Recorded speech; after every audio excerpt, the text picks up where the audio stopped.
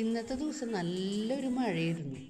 അപ്പോൾ ചാളാണ് കറി വയ്ക്കാൻ കിട്ടിയത്. ഞാൻ ചാള കറി വെച്ചതിന് ശേഷം അവിയലുണ്ടാക്കാൻ വേണ്ടിയിട്ട് അരപ്പ് തയ്യാറാക്കാൻ വേണ്ടി നല്ല ജീരകം, ഇഞ്ചി, പച്ചമുളക് കൂടി നാളികേരം കൂടി ഗ്രൈൻഡറിൽ ഒരു ഇത്തിരി ഉപ്പും കൂടി ഇട്ടിട്ട് ജസ്റ്റ് ഒന്ന് ചതച്ചെടുത്തു.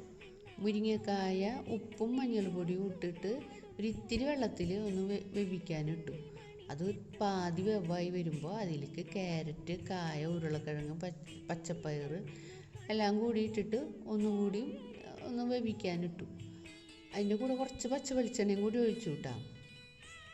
എന്നിട്ട് അതൊന്ന് വെന്ത് വരുമ്പോൾ ഈ നാളികേരത്തിൻ്റെ അരപ്പ് ഇതിൻ്റെ കൂടെ ഇട്ട് കൊടുത്തു. അതെല്ലാം കൂടി ഒന്ന് മിക്സാക്കിയതിന് ശേഷം കുറച്ച് തൈര് ഒഴിച്ചു കൊടുത്തു.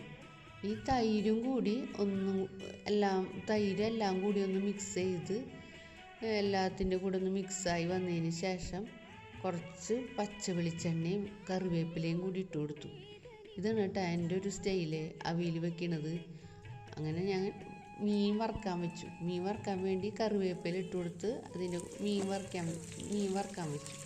കറിവേപ്പില ഇട്ട് മീൻ വറുക്കുമ്പോഴേ ഈ ചട്ടിയിൽ തീരെ ഒട്ടിപ്പിടിക്കില്ല കേട്ടോ, നല്ലൊരു മണമാണ്. അങ്ങനെ ചോറിൻ്റെ കൂടെ ഈ ചാളക്കറിയും പിന്നെ അവിയലും പിന്നെ മീൻ വറുത്തതും പിന്നെ നല്ല കട്ട തൈര്, ആ തൈരിൻ്റെ കൂടെ നല്ല കാന്താരി മുളകും വേപ്പിലയും കൂടി മിക്സ് ചെയ്ത് അങ്ങനെ നല്ലൊരു ഊണ് കഴിച്ചു.